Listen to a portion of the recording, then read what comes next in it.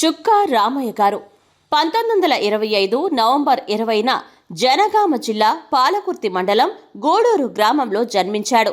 తల్లిదండ్రుల పేర్లు నరసమ్మ, అనంతరామయ్య. రామయ్య తన స్వస్థలమైన గూడూరులో 3వ తరగతి వరకు చదివాడు. డిగ్రీ, ఎంఎస్సి హైదరాబాద్ ఉస్మానియా యూనివర్సిటీలో పూర్తి చేశారు.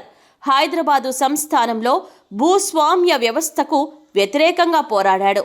నిజాంకు, రాజాకార్లకు వ్యతిరేకంగా పోరాడి జైలుకు వెళ్లారు. జనగామ జిల్లా జనగాంలో ఉపాధ్యాయుడిగా చేరి తెలంగాణలోని అనేక పాఠశాలల్లో పనిచేశారు. 1983లో నాగార్జున సాగర్లోని రెసిడెన్షియల్ కళాశాల ప్రిన్సిపాల్గా పదవి విరమణ చేశారు.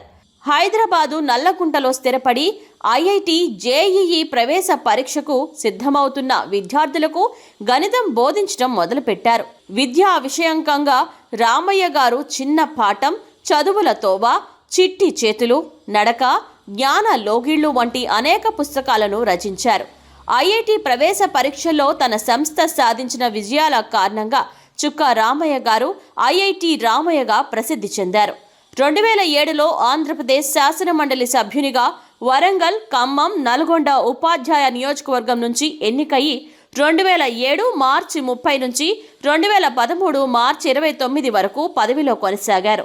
ఆయన 2025 జూన్ 28న పివి నరసింహారావు గౌరవ పురస్కారాన్ని అందుకున్నారు.